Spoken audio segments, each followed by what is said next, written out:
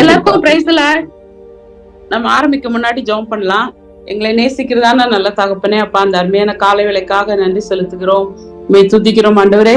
கடந்த இரவெல்லாம் நல்ல நித்திரை கொடுத்து இலைப்பாறுதலையும் தந்து ஆண்டவரே, காலையிலே எழும்பி உடைய சன்னிதானத்திலே நாங்கள் அமர்ந்து உடைய வசனங்களை தியானிக்கும்படியாக கொடுத்த கிருபைக்காக நன்றி செலுத்துகிறோம் அப்பா. துதிக்கிறோம் ஆண்டவரே. நீர் எவ்வளவு நல்லவராக எங்களுக்கு ஒவ்வொரு நாளும் ஆண்டவரே எங்களை நடத்தி வருகிற கிருபைக்காக நன்றி ஆண்டவரே. இப்பொழுது கூட இந்த வேத வசனங்களை நாங்கள் தியானிக்கும் போது ஆவியானவர் தாமே ஆண்டவரே நாங்கள் புரிந்து கொள்ளத்தக்கதான கிருபையும் ஞானத்தையும் எங்களை ஒவ்வொருவருக்கும் நீ தரும்படியா ஜெபிக்கிறோம். இந்த வேலையை தாழ்த்தி உடைய கரத்துல ஒப்பு கொடுக்கிறோம். நீரே மகிமைப்படும்.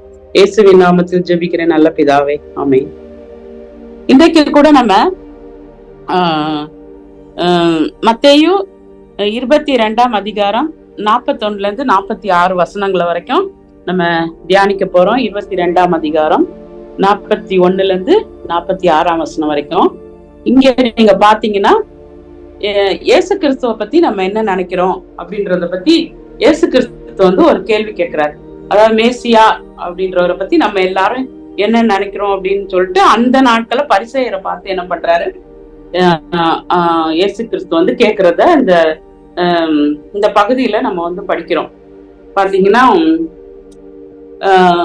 41ஆம் வசனம் 42ஆம் வசனம் பாருங்க. பரிசேயர் கூடியிருக்கையில் இயேசு அவர்களை நோக்கி, கிறிஸ்துவை குறித்து நீங்கள் என்ன நினைக்கிறீர்கள்? அவர் யாருடைய குமாரன் என்று கேட்டார்.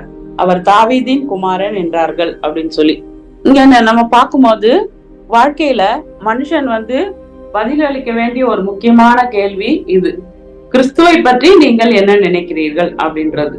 அப்போ இந்த கேள்வியிலேயே நம்ம வந்து பார்க்கலாம், இந்த கேள்விக்கு நம்ம பதில் சொல்லும் போது இதுல இருந்து நம்ம பார்க்கலாம் நமக்கு எவ்வளவு விசுவாசம் இருக்கு, நமக்கு எந்த மாதிரி ஒரு அதாவது லக்க வந்து நம்ம தீர்மானிக்கிறோம் அப்படின்றத இதுக்கு நம்ம பதில் சொல்லிட்டா நமக்கு தெரிஞ்சிடும் எல்லாமே. அப்போ இந்த 22ஆம் அதிகாரம் முழுசும் வந்து இயேசு கிறிஸ்துவ சோதிக்கிறதுக்காக பலரும் பலவிதமான கேள்விய கேட்கறத இந்த 22ஆம் அதிகாரம் ஃபுல்லா நம்ம வந்து பாக்குறோம். பரிசேயர் என்ன கேக்குறாங்க, ஆண்டவராக இயேசு கிறிஸ்துவ பார்த்து என்ன கேக்குறாங்க அப்படின்னா, வரி செலுத்தலாமா செலுத்தக்கூடாதா அப்படின்னு கேட்கும் போது இயேசு கிறிஸ்து என்ன சொல்றாரு, அவங்களுடைய எண்ணத்தெல்லாம் பார்த்து என்ன சொல்றாரு, வரி காசை கொண்டு வாங்க அப்படின்ட்டு கேக்குறாரு இல்லையா. கேட்கும் போது அவரு அதை காமிக்கிறாங்க. அப்போ ராயனுடையதே ராயனுக்கும் தேவனுடையதே தேவனுக்கும் செலுத்துங்கள் அப்படின்னு சொல்லி கரெக்டா பதில் சொல்றாரு. அதே போல சதுசேயர் வந்து என்ன கேள்வி கேட்கறாங்க அப்படின்னா, அவர்கிட்ட உயிர்த்தெழுதல் இருக்கா இல்லையா அப்படின்னு சொல்லிட்டு அவரை வந்து சோதிக்கிறதுக்காக, அவர் வாயில இருந்து என்ன வார்த்தை வருது அப்படின்றதுக்காக அவரை வந்து கேக்குறாங்க. கேட்கும்போது அதுக்கும் அவர் வந்து சரியான பதில் சொல்றாரு. உயிர்த்தெழுதல்ல கொல்வனையும் கொடுப்பனையும் இல்ல, பரலோகத்துல எல்லாரும் தேவ தூதரை போல இருப்பாங்க அப்படி சரியான பதில் அவர் கொடுக்குறாரு. அடுத்ததா வந்து நியாயசாஸ்திரி வந்து கேக்குறான் ஆண்டவர்கிட்ட, ஆண்டவரே கற்பனையிலேயே பிரதான கற்பனை எது அப்படின்னு சொல்லி கேக்குறான்.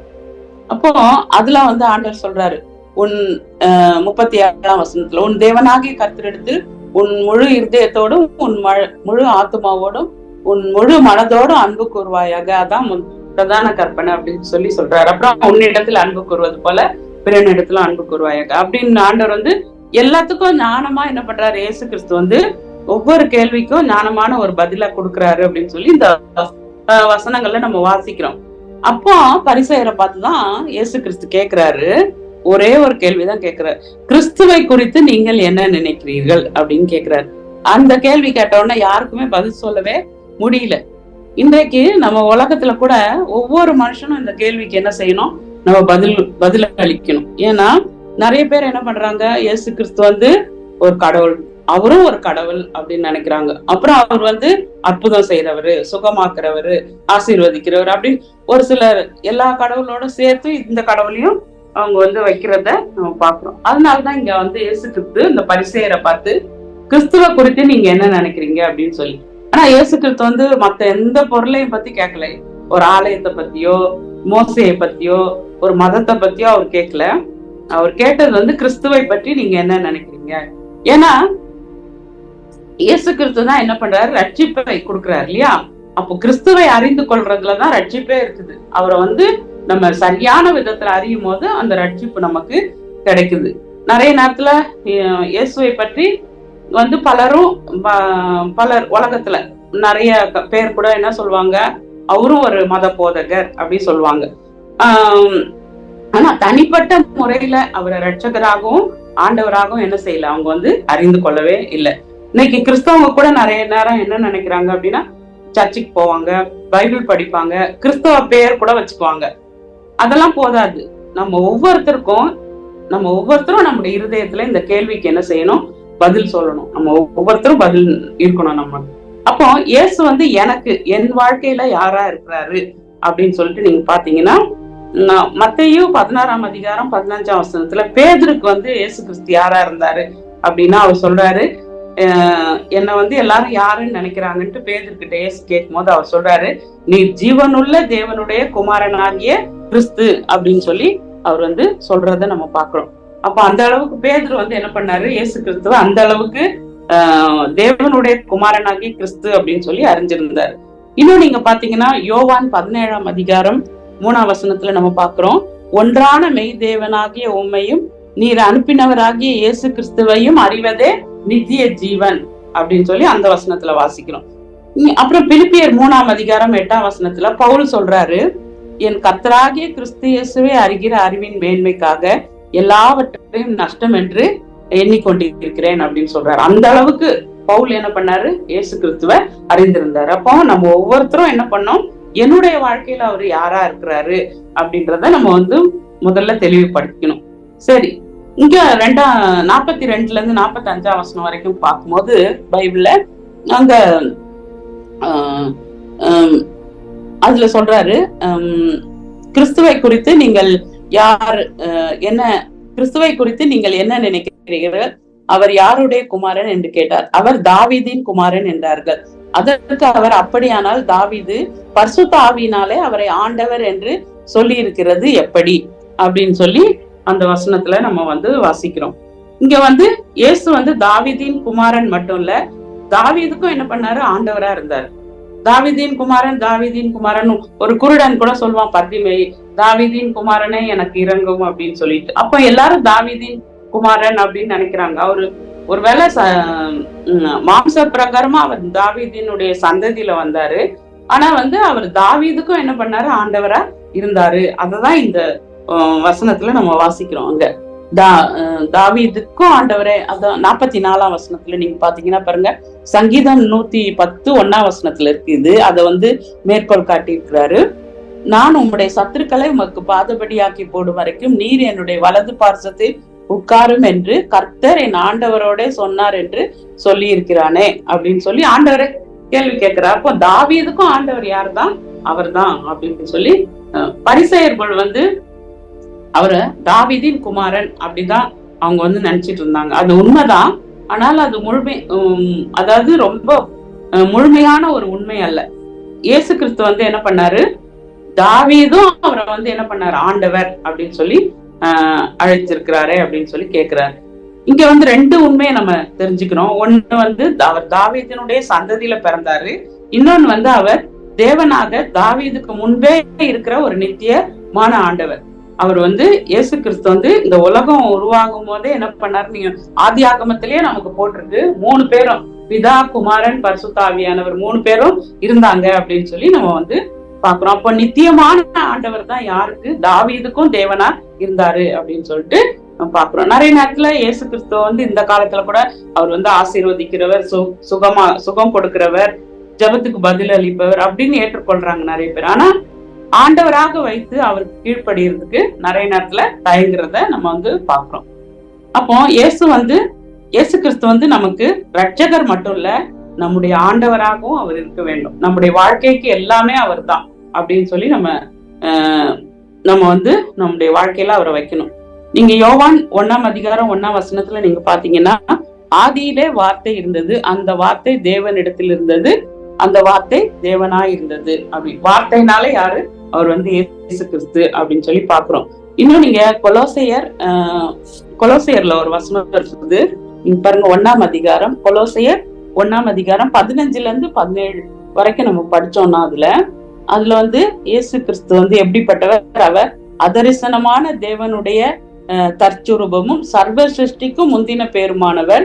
ஏனென்றால் அவருக்குள் சகலமும் சிருஷ்டிக்கப்பட்டது, பரலோகத்தில் உள்ளவைகளும் பூலோகத்தில் உள்ளவைகளும் ஆகிய காணப்படுகிறவைகளும் காணப்படாதவைகளுமான சகல வஸ்துக்களும், சிங்காசனங்களானாலும் கர்த்தத்துவங்களானாலும் துரைத்தனங்களானாலும் அதிகாரங்களானாலும் சகலமும் அவரை கொண்டும் அவருக்கென்னும் சிருஷ்டிக்கப்பட்டது. அவர் எல்லாவற்றுக்கும் முந்தினவர், எல்லாம் அவருக்குள் நிலை நிற்கிறது அப்படின்னு சொல்லி நம்ம வந்து பாக்குறோம். இப்போ ஆண்டவர் தான் எல்லாவற்றுக்கும் எல்லாமா இருக்கிறாரு, அவர் இயேசு கிறிஸ்துவும் அவர் தான் அப்படின்னு சொல்லி நம்ம வந்து இந்த வசனங்கள்ல வாசிக்கிறோம். அப்படி வாசிக்கும் போது நமக்கு வந்து தெரியும். இன்னும் வெளிப்படுத்தல் 22ஆம் அதிகாரம் 13ஆம் வசனத்துல அவர் சொல்றாரு, நான் அல்பாவும் ஒமேகாவும் ஆதியும் அந்தமும் முந்தினவரும் பிந்தினவருமாய் இருக்கிறேன் அப்படின்னு சொல்லிட்டு. அப்போ இயேசு கிறிஸ்து வந்து ஆண்டவரோடு கூடவே இருக்கிறார். பிதா குமாரன் பரிசுத்த ஆவியானவர் 3 பேரும் ஒண்ணுதான். அப்போ அவரோடு கூட இருக்கிறதுனாலதான் நான் ஆதியும் அந்தமுமாய் இருக்கிறேன் அப்படின்னு சொல்லி சொல்றத பாக்குறோம். அடுத்ததான் நம்ம பாக்குறோம், பைபிளுடைய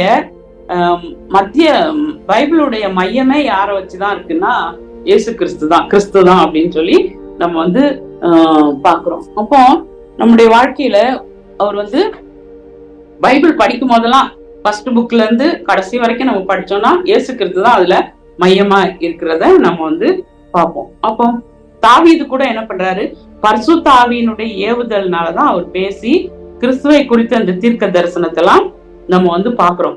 பைபிள்ல முதல்ல இருந்து கடைசி வரைக்கும் நம்ம பார்க்கும்போது இயேசு கிறிஸ்துவும் அங்க இருக்கிறத நம்ம வந்து நிறைய இடத்துல நம்ம வந்து வாசிப்போம். அது அப்போ நம்ம வேதத்தை ஒவ்வொரு தடவையும் வாசிக்கும் போது நம்ம கேட்க வேண்டிய கேள்வி என்ன அப்படின்னா, இன்றைக்கு வாசித்த இந்த பகுதியில இயேசு கிறிஸ்துவ பத்தி என்ன சொல்றது பைபிள், இன்றைக்கு வாசித்த பகுதியில என்ன சொல்லுது அப்படின்னு சொல்லி நம்மளே நம்ம கேள்வி கேட்டு படிக்கும் போது அதுல இயேசு கிறிஸ்துவ பத்தி என்ன சொல்லப்பட்டிருக்கிறது அப்படின்றத நம்ம வந்து புரிந்து கொள்ள முடியும். அப்போ பைபிள் வந்து வெறும் கட்டளைகளை மட்டும் கொடுக்கல, அது வந்து இயேசு கிறிஸ்துவ வெளிப்படுத்தும் தேவனுடைய வெளிப்பாடுகளை குறித்து நமக்கு சொல்லுது. அதனாலதான் வந்து ஒரு நாள் இயேசு கிறிஸ்து வந்து எம்மாவூர் சீஷர்களோடு போகும்போது அங்க அவர் பேசிட்டே இருக்கும்போது எம்மாவூர் சீஷர்களோட, நீங்க இதை எங்க படிக்கலாம்னா 24ஆம் அதிகாரம் 27ஆம் வசனத்துல நீங்க படிக்கலாம் அத. அப்போ இயேசு கிறிஸ்து அவங்க பேசிட்டே இருக்கும்போது அவங்களுடைய இருதயம் வந்து கொழுந்து விட்டு இருந்துச்சான். அப்போ அவங்க சொல்லிக்கிறாங்க, இயேசு கிறிஸ்து சொல்றாரு, மோசே முதலிய சகல தீர்க்கதரிசிகளும் எழுதிய வேத வாக்கியங்கள் எல்லாவற்றிலும் தம்மை குறித்து சொல்லியவைகளை என்ன பண்றாரு, அவர்களுக்கு ஒவ்வொரு இடமா விளக்கி காமிக்கிறாரு. அப்ப காமிக்கும் போதுதான் அவங்களுடைய இருதயம் என்ன ஆகுது, கொழுந்து விட்டு எரிஞ்சிச்சு. அப்படி ஏன்னா தீர்க்க தரிசனத்துல எல்லாம் இயேசு கிறிஸ்துவ பத்தி சொல்லி இருக்குதே அப்படின்னு இயேசு கிறிஸ்துவே அவங்களுக்கு சொல்றத நம்ம வந்து அதுல வாசிக்கிறோம். இன்னும் நீங்க யோவான் 5ஆம் அதிகாரம் 39ஆம் வசனம் நீங்க படிச்சீங்கன்னா, வேத வாக்கியங்களை ஆராய்ந்து பாருங்கள், அவைகளால் உங்களுக்கு நித்திய ஜீவன் உண்டென்று எண்ணுகிறீர்கள், என்னை குறித்து சாட்சி கொடுக்கிறவைகளும் அவைகளே அப்படின்னு சொல்லி நம்ம வந்து வாசிக்கிறோம். அப்போ இயேசு கிறிஸ்து வந்து உலக தோற்றம் முதலாகவே இருக்கிறாரு அப்படின்னு சொல்லி இந்த வசனங்கள் எல்லாம் படிக்கும் போது நமக்கு தெரியுது. இன்னும் நீங்க எழுதிக்கணும், எபிரேயர் 1ஆம் அதிகாரம் 1-3 வசனம், அதுல கூட அதை பத்தி சொல்லப்பட்டிருக்குது. அப்போ இதெல்லாம் படிக்கும் போது வேதத்துல ஃபர்ஸ்ட் பேஜ்ல இருந்து கடைசி வரைக்கும் இயேசு கிறிஸ்துவ பத்தி வெளிப்படுத்துறத இதை வந்து நம்ம பார்க்க முடியும். அடுத்ததான் நீங்க பாத்தீங்கன்னா 46ஆம் வசனத்துல இயேசு மாறுத்திரமாக அதற்கு மாறுத்திரமாக ஒருவனும் அவருக்கு ஒரு வார்த்தையும் சொல்லக்கூடாது இருந்தது, அன்று முதல் ஒருவனும் அவரிடத்தில் கேள்வி கேட்க துணியவில்லை அப்படின்னு சொல்லி அந்த வசனத்துல நம்ம வாசிக்கிறோம். அப்போ மனுஷனுடைய ஞானத்துல அந்த கேள்வி கேட்கிற எல்லா இடத்துலயும் கிறிஸ்து வந்து சொல்லும் போது, அவர் பதில் சொல்லும் போது எல்லாரும் அமைதியா இருக்காங்க. அவருக்கு திருப்பி ஒரு வார்த்தை கூட அவங்களால சொல்ல முடியல அப்படின்னு சொல்லி நம்ம பாக்குறோம். அப்போ பரிசேயர்களுடைய அறிவு, அவங்களுடைய விவாதம், அவங்களுடைய தர்க்கம் எல்லாமே தோற்று போயிடுச்சு. ஏன்னா அவங்களால பதில் சொல்ல முடியல அப்படின்னு சொல்லி நம்ம பாக்குறோம். அவர்கிட்ட ஒரு வார்த்தை கூட அவங்க பேசுறதுக்கு முடியவே இல்லை அப்படின்னு சொல்லி பாக்குறோம். நிறைய நேரத்துல நம்முடைய வாழ்க்கையிலயும் கூட நம்ம பெருமை, நம்முடைய அவிசுவாசம், நம்முடைய தவறான எண்ணங்களை கூட சில நேரத்துல நம்ம சொல்லும் போது அது வந்து ஆண்டவர் வந்து வெளிச்சத்துக்கு கொண்டு வரும்போது நம்மளால எதுவுமே சொல்லவே முடியாது அப்படின்னு சொல்லி நம்ம பாக்குறோம். அதனால ஒரு ஞானம் உள்ள விசுவாசி என்ன பண்ணுவாங்க, அவங்க வந்து தர்க்கம் பண்ண மாட்டாங்க, விவாதிக்க மாட்டாங்க. ஆண்டவர் இவ்வளவு பெரிய காரியங்கள் எல்லாம் செய்த ஆண்டவரை என்ன பண்ணுவோம், நம்ம பணிந்து குனிந்து அவரை ஆராதிக்கிறது தான் நம்மளுக்கு முடியுமே தவிர அவர்கிட்ட நம்ம கேள்வி கேட்கறதுக்கு நம்மளுக்கு எந்த விதமான ஒரு தகுதியும் இல்லை அப்படின்னு சொல்லி நம்ம இந்த வேத வசனங்களை படிக்கும் போது உங்களுக்கு தெரியும். யோபு 38ஆம் அதிகாரத்துல இருந்து 42 வரைக்கும் நீங்க டைம் இருக்கும்போது படிச்சு பாருங்க. ஆண்டவர் வந்து யோபை பார்த்து நிறைய கேள்வி கேட்கிறாரு. இதெல்லாம் நீ செய்ய முடியுமா, இதெல்லாம் செய்ய முடியுமா, இதெல்லாம் செய்ய முடியுமா, நிறைய கேள்வி கேட்கிறாரு. அதெல்லாம் நம்ம படிக்கும் போது அப்புறம் யோபு வந்து வாயை பொத்திக்கிறாரு, ஐயோ நான் ஒண்ணுமே சொல்ல முடியாது அப்படின்னு சொல்லிட்டு. அந்த அளவுக்கு ஆண்டவர் வந்து ஞானம் உள்ள ஒரு ஆண்டவர். அவ்வளோ பெரிய ஒரு தேவன் நமக்கு இருக்கும் போது நம்ம எந்த விதத்திலயும் அவரை கேள்வி கேட்கறதுக்கு நமக்கு தகுதியே இல்லை. அவர் செய்த ஒவ்வொரு காரியம், இந்த உலகத்துல நடக்கிற ஒவ்வொரு காரியங்களையும் நம்ம பார்க்கும்போது அவரை வந்து நம்ம தொழுது கொள்ளணும், அவ்வளவுதான். அவரை பணிந்து கொள்ளணும், அவரை ஆராதிக்கணும், அவரை பாடணும். அது ஒண்ணுதான் நம்மளால செய்ய முடியும். சரியா? அப்புறம் ரோமர் 11ஆம் அதிகாரம் 33ஆம் வசனம் நீங்க பாத்தீங்கன்னா அதுல ரொம்ப அழகான ஒரு வசனம் இது பாருங்க.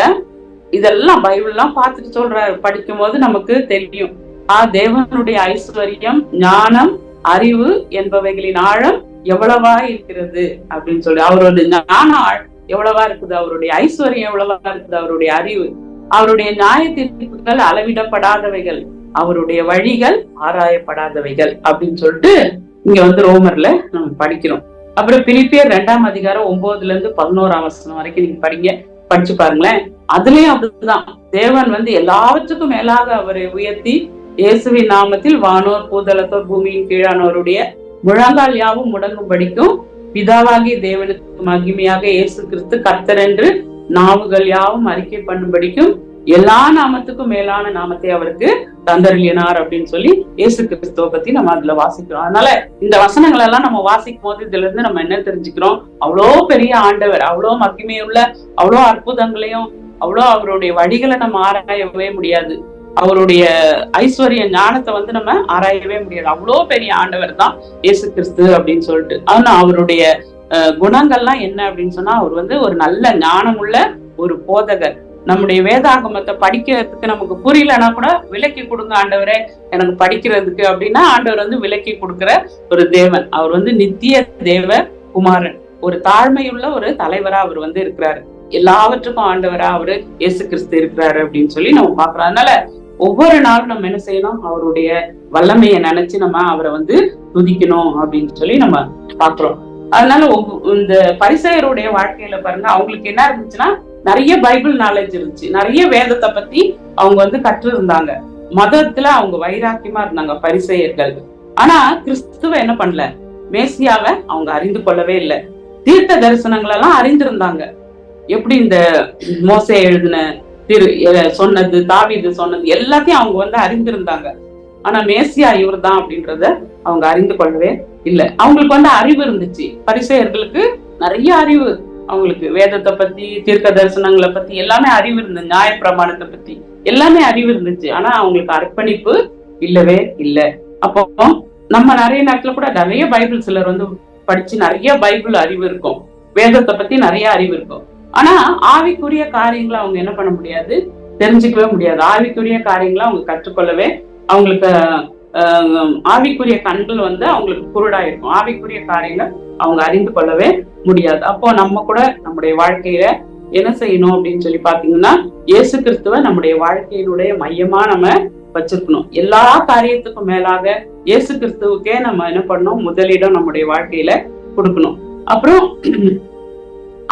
அறிவு திறமைய நம்ம நிறைய வளர்த்துக்காம ஆண்டவரோடு உள்ள ஐக்கியத்தை, அதாவது அவரோடு கூட உள்ள உறவு, வேதம் வாசிக்கிறது, ஜெபிக்கிறது, ஆண்டவருடைய வசனத்துக்கு நம்ம கீழ்ப்படிந்து அதுல வளர்றது, அததான் நம்ம வந்து அத வந்து நம்ம முதலாவதாக நம்முடைய வாழ்க்கையில கடைபிடிக்கணும். நிறைய நேரத்துல இயேசு கிறிஸ்துவ பத்தி தெரிஞ்சு வச்சுக்கிறது பத்தாது, நம்முடைய வாழ்க்கையில அவரோடு கூட உள்ள ஐக்கியம் தான் ரொம்ப ரொம்ப முக்கியம். அப்புறம் நம்ம வேதத்தை வாசிக்கும் போதெல்லாம் கிறிஸ்துவை காண நம்ம வந்து கற்றுக்கொள்ளணும். இந்த ஒவ்வொரு பகுதியிலையும் நம்ம படிக்கிற ஒவ்வொரு பகுதியிலையும் இந்த பகுதியில இயேசு கிறிஸ்துவ பத்தி என்ன சொல்லியிருக்கு அப்படின்றத நம்ம தெளிவா கற்றுக்கொண்டு நம்ம படிக்கும் போது ஒவ்வொரு அதிகாரமும், ஒவ்வொரு வாக்கு தத்தமும், ஒவ்வொரு தீர்க்க தரிசனமும் இறுதியில, அதாவது கடைசியில கிறிஸ்துவ பத்தி கிறிஸ்துவகிட்டதான் நம்மளை கொண்டு போகும். நம்ம எந்த வசனம் படிச்சாலும் சரி, வாக்கு தத்துவம் எது படிச்சாலும் அது வந்து கிறிஸ்துவுக்கு நேரா தான் நம்மள வழி நடத்தும் அப்படின்னு சொல்லி நம்ம பார்க்கணும். அடுத்ததா நம்ம பார்த்தா, இயேசு கிறிஸ்துவ வந்து ரட்சகராக மட்டும் இல்ல, அவர் ஆண்டவராகனா நம்முடைய வாழ்க்கைக்கு முழுசும், நம்முடைய வாழ்க்கையை முழுசுமா அவருடைய ஆளுகைக்கு ஒப்பு கொடுக்கிறவங்களாகவும் நம்ம வந்து ஏற்றுக்கொள்ளணும். அவருடைய ஆசீர்வாதங்களை மட்டும் நம்ம எடுத்துக்கொள்ளாம அவருடைய கட்டளைகளுக்கும் நம்ம என்ன செய்யணும், கீழ்ப்படியணும் அப்படின்னு நம்ம ஒப்பு கொடுக்கணும். அடுத்ததா பாத்தீங்கன்னா பெருமையான இந்த விவாதம், தர்க்கம், இந்த கேள்வி இதெல்லாம் விட்டுட்டு முழுசுமா என்ன பண்ணும், ஆண்டவருக்கு நம்மளை அர்ப்பணித்து அவரை வந்து பணிந்து கொள்ளணும், அவரை ஆராதிக்கணும், அவரை தொழுது கொள்ளணும். ஏன்னா கேள்வி கேட்கறதுக்கு நமக்கு ஒண்ணுமே இல்லை பாருங்க. இந்த உலகம் எல்லாத்தையும் நம்ம ஒவ்வொரு பொருளையும் நம்ம பார்த்தோம்னா, இன்னைக்கு நிறைய நேரத்துல இந்த டெக்னாலஜி எல்லாம் வளர்ந்த பிறகு மனுஷர்லாம் என்ன செய்யறாங்க, அதுதான் கடவுள் அப்படின்னு நினைக்கிறாங்க இல்லையா? அப்படிப்பட்ட அந்த காரியத்துல அது கூட ஒரு கம்ப்யூட்டர் உருவாக்கினாலும் அதுக்கும் ஆண்டவர் செய்த ஒரு பொருளை தான் வந்து உபயோகிக்கணும். ஒரு நாள் வந்து ஒரு சீன மனுஷன் வந்து என்ன பண்ணானா கடவுளே இல்ல அப்படின்னு சொல்லிட்டு, ஏன்னா கம்யூனிஸ்ட் தானே அவங்கள, கடவுளே இல்ல அப்படின்னு சொன்னானா. சொல்லிட்டு அப்போ சரி நீ ஒரு மனுஷனை உருவாக்கு அப்படின்னு உடனே அவன் என்ன பண்ணானா, இறங்கி மண் எடுக்க போனானா. அப்போ இது ஒரு கதை தான். அப்போ வந்து சொன்னாங்களா, மண்ணு கூட யாரும் உண்டாக்குனது, ஆண்டவர் தானே உண்டாக்குனாரு, அதை எடுக்கிற அப்படின்னு சொல்லிட்டு. அதே போல நம்ம யோசித்து பார்க்கும்போது ஒவ்வொரு பொருளும் எதுல இருந்து வந்துச்சுன்னா ஆண்டவர் உண்டாக்குன இந்த இயற்கையில இருந்துதான் வந்தது அப்படின்னு சொல்லி அதுல பாக்குறோம். அதனால இந்த மாதிரி காரியங்களை நம்ம விட்டுட்டு நம்ம வந்து ஆண்டவரை முழுசுமா நம்ம நம்பி அவரை விசுவாசித்து நம்ம ஆராதிக்கும் போது உண்மையாகவே இயேசு நமக்கு வந்து ஒரு தகப்பனா இருக்கிறாரு, ரட்சகரா இருக்கிறாரு, மீட்பரா இருக்கிறாரு, நம்முடைய வாழ்க்கைக்கு எல்லாவற்றுக்கும் எல்லாமான ஒரு ஆண்டவரா கூட இருக்கிறாரு அப்படின்றத நம்ம வந்து புரிந்து கொள்ள முடியும். அதனால ஒவ்வொருத்தரும் நம்முடைய வாழ்க்கையில ஆண்டவரே நீர் எனக்கு தகப்பனாக இருக்கிறீங்க, நீங்க எனக்கு ரட்சகரா இருக்கிறீங்க, நீங்க தான் என்னுடைய வாழ்க்கைக்கு எல்லாமே, ஆண்டவரே நீரே என்னை நடத்தும் அப்படின்னு சொல்லி நம்ம ஆண்டவர்கிட்ட கேட்டு ஜெபம் பண்ணுவோம். அதனால ஒவ்வொருத்தருடைய வாழ்க்கையிலையும் கிறிஸ்துவினுடைய அடையாளமா நம்ம எதை வச்சிருக்கிறோம் அப்படின்னு சொன்னா அவரையே எல்லாத்துக்கும் எல்லாமா நம்ம வைக்கும் போது நம்முடைய வாழ்க்கையில எல்லாமே ஆசீர்வாதத்துக்கு நேரம் ஆண்டவர் நம்மள வழி நடத்துவார். இன்னைக்கு ஒரு நம்ம இந்த டெய்லி டிவோஷன்ல இன்னைக்கு வந்து நமக்கு ஒரு மிஷனரிய பத்தி நம்ம வந்து படிக்கிறோம் இல்லையா? அவர் பேர் வந்து ஆகஸ்ட் காட்லீஃப் அப்படின்னு சொல்லிட்டு. அவர் வந்து பிரஷியா அப்படின்ற ஒரு ஊர்ல பிறக்கிறாரு. நிக்கோலாஸ் அப்படின்றவரு அவருக்கு வந்து ரொம்ப உறவினர். அவர் வந்து யோசேப்பு, சகோதரர் யோசேப்பு அப்படின்னு சொல்லிட்டு அவருக்கு ஒரு பேராம். அவர் வந்து சபை மிஷனரி ஊழியத்தை அமைத்தார். அது நிறைய இடத்துல வந்து ஊழியம் செய்தார். வட அமெரிக்கா உள்பட பென்சில்வேனியா அங்கெல்லாம் கூட சபைகள் எல்லாம் ஸ்தாபித்தார். நிறைய புஸ்தகம் எல்லாம் எழுதியிருக்கிறாரு அப்படின்னு சொல்லி அவரை பற்றி போடப்பட்டிருக்கிறது. அவருடைய தலைமைத்துவம், அவருடைய வளர்ச்சி இதெல்லாம் வந்து ரொம்ப ரொம்ப பெரிய ஒரு மிஷனரியா அவரை வந்து வெளியே கொண்டு வந்துச்சு. அது மட்டும் இல்லாம அவர் வந்து நிறைய பேருக்கு தகப்பனாக, ஆவிக்குரிய தகப்பனாக, ஞானமுள்ள ஒரு தகப்பனாக அவரை வந்து அந்த தேசத்துல எல்லாம் வச்சிருந்தாங்க அப்படின்னு சொல்லி அவருடைய வாழ்க்கை சரித்திரத்தை குறித்து நம்ம வந்து வாசிக்கிறோம். ஏன்னா அவர் இயேசு கிறிஸ்துவை ஏற்றுக்கொண்டு அவரை வந்து தன்னுடைய வாழ்க்கையின் மூலமாக வெளிப்படுத்தி அநேகருக்கு அவர் வந்து சாட்சியாக ஜீவித்தார் அப்படின்னு சொல்லி அநேகரை ஆண்டவருக்குள்ள வழி நடத்தினார் அப்படின்றதையும் நம்ம வந்து பாக்குறோம். அதனால நம்முடைய வாழ்க்கையிலயும் நம்ம ஒவ்வொரு நாளும் கிறிஸ்துவ நம்ம யாரா வச்சிருக்கிறோம் அப்படின்னு சொல்லி நம்ம பார்க்கணும். அவர் வந்து தாவீதின் குமாரனா மட்டும் பார்க்க கூடாது. தாவீதுக்கே ஆண்டவர்னா நமக்கும் அவர் ஆண்டவரா இருக்கிறாரு. வேதாகமத்தினுடைய ஒவ்வொரு கருத்தும் கிறிஸ்துவதான் வெளிப்படுத்துது அப்படின்னு சொல்லி நம்ம நினைவுல வச்சுக்கணும். அது மட்டும் இல்லாம மனுஷ ஞானம் எந்த விதத்திலையும் வெளிப்படக்கூடாது. கிறிஸ்துவினுடைய ஞானம் தான் வெளிப்படணும் வேதாகமத்தை படிக்கும் போது. அப்புறம் இயேசுவை அறிந்திருப்பது போதாது, அவரை ஆண்டவராக ஏற்றுக்கொண்டு நம்ம கீழ்ப்படிந்து வாழணும் அப்படின்னு தான் ஆண்டவர் வந்து நம்ம கிட்ட எதிர்பார்க்கறதுனால இந்த காரியங்களெல்லாம் மனசுல வச்சு நம்ம வந்து ஜெபம் பண்ணுவோம். ஆண்டவர் தாமே இந்த வசனங்களே ஆசீர்வதிப்பாராக. ஜெபம் பண்ணலாம். எங்களை நேசிக்கிறதான நல்ல தகப்பனே, அப்பா, இந்த அருமையான காலை வேளையிலும் கூட ஆண்டவரே உங்களுடைய வசனங்களை நாங்கள் தியானிக்கும்படியாய், ஆண்டவரே உங்களுடைய வசனத்துக்கு நேராக எங்களுடைய இருதயத்தை நாங்கள் திருப்பும்படியாக கொடுத்த கிருபைக்காக நன்றி ஆண்டவரே. ஒவ்வொரு நாளும் எங்களுடைய வாழ்க்கையில கர்த்தாவே அப்பா உண்மை மையமாக வைத்து நாங்கள் ஜீவிக்க நீர் எங்களுக்கு உதவி செய்யும் ஆண்டவரே.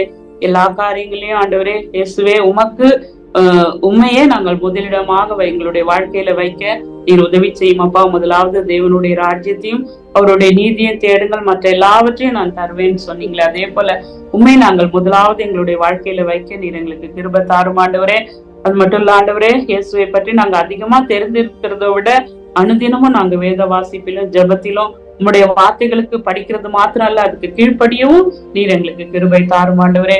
வேதத்தை படிக்கும் போதெல்லாம் ஆண்டவரே நாங்கள் அப்பா இயேசு கிறிஸ்துவாகிய உண்மை நாங்கள் அதுல இருந்து என்னென்ன காரியங்கள், உம்முடைய குணங்கள், உம்முடைய ஆண்டவரே உம்முடைய செயல்கள், ஆண்டவரே உம்முடைய அதிசயங்கள், அற்புதங்கள் எல்லாவற்றையும் அதுல நாங்க படித்து கொள்ள, உம்முடைய வல்லமையை நாங்கள் அதிலிருந்து அறிந்து கொள்ள எங்கள் ஒவ்வொருவருக்கும் நீர் கிருபை தாரும் ஆண்டவரே. அப்பா நாங்க ஒவ்வொரு வாக்கு தத்தங்களையும் தீர்க்க தரிசன வசனங்கள் எல்லாம் படிக்கும் போது அதுல இருந்து நாங்க ஆண்டவரே உண்மை பற்றி அதிகமாக அறிந்து கொள்ள எங்கள் ஒவ்வொருவருக்கும் நீர் கிருபை தாரும் ஆண்டவரே. அப்பா நாங்கள் இயேசு கிறிஸ்துவை ரட்சகராக மட்டுமல்ல ஆண்டவராகவும் ஏற்றுக்கொள்ள எங்களுக்கு கிருபை தாரும் ஆண்டவரே. உங்களுடைய ஆசீர்வாதத்துக்கு மாத்திரம் அல்ல, உங்களுடைய கட்டளைகளுக்கும் நாங்கள் கீழ்ப்படிந்து நடக்க எங்களுக்கு உதவி செய்யும் ஆண்டவரே. பரிசேயர்களை போல ஆண்டவரே நாங்கள் அது அநேக வேளையில நாங்க கேள்வி கேட்கிறோம் ஆண்டவரே. எங்களுடைய உள்ளத்துல பலவிதமான கேள்விகளையும் பெருமைகளையும் நாங்கள் வைத்திருக்கிறோம் அப்பா. அதெல்லாம் விட்டு விட்டு ஆண்டவரே அப்பா முழு இருதயத்தோடு ஆண்டவரே எல்லா காரியங்களிலும் ஆண்டவரே கீழ்ப்படிந்து ஆண்டவரே பணிந்து நடக்க ஆண்டவரே நீர் தாழ்மையோடு நடக்க எங்கள் ஒவ்வொருவருக்கு நீர் கிருபை தாரும் ஆண்டவரே. உண்மை ஆராதிக்க ஆண்டவரே நீரே எங்களுடைய ஆண்டவர் என்று ஆண்டவரே உண்மை பணிந்து ஆராதிக்க எங்கள் ஒவ்வொருவருக்கு நீர் கிருபை தாரும் ஆண்டவரே. அப்பா எங்களை முழுவதுமாக தாழ்த்தி உங்களுடைய கரத்துல ஒப்பு கொடுக்கிறோம். இயேசு கிறிஸ்து நீர் எங்களுடைய வாழ்க்கையில தகப்பனாக, இரட்சகராக, மீட்பராக எங்களுடைய வாழ்க்கைக்கு எல்லாவற்றுக்கும் எல்லாமாக எங்களுடைய வாழ்க்கையின் ஒவ்வொரு பகுதிகளிலும் நீர் ஆளுகை செய்கிறவராக நீர் எங்களை நடத்தும் ஆண்டவரே. விசேஷமாக இந்த நாள் முழுவதும் நீர் எங்க கூட இருங்க ஆண்டவரே. இந்த ஜபத்துல கலந்து கொண்டு ஒவ்வொருவரையும் நீர் பேர் பேராக தொட்டு ஆசீர்வதியும் ஆண்டவரே. இன்னும் உமக்காக நாங்கள் என்னென்ன காரியங்கள் எல்லாம் இந்த உலகத்துல செய்ய வேண்டுமோ அதை எங்களை கொண்டு நீர் நிறைவேற்றும்படியா எங்களை தாழ்த்தி உங்களுடைய கரத்துல ஒப்பு கொடுக்கிறோம் அப்பா. இதை பொறுப்படுத்தி வழி நடத்தும் இந்த நாள் முழுவதும் உடைய பிரசன்னத்தினால் எங்கள் ஒவ்வொருவரே நிரப்பும் ஆசீர்வதியும். எல்லா துதி கன மகிமை உமக்கு ஒருவருக்கே செலுத்துகிறேன். இயேசு கிறிஸ்துவின் நாமத்தில் ஜெபிக்கிறேன் ஜீவனுள்ள நல்ல பிதாவே, ஆமென்.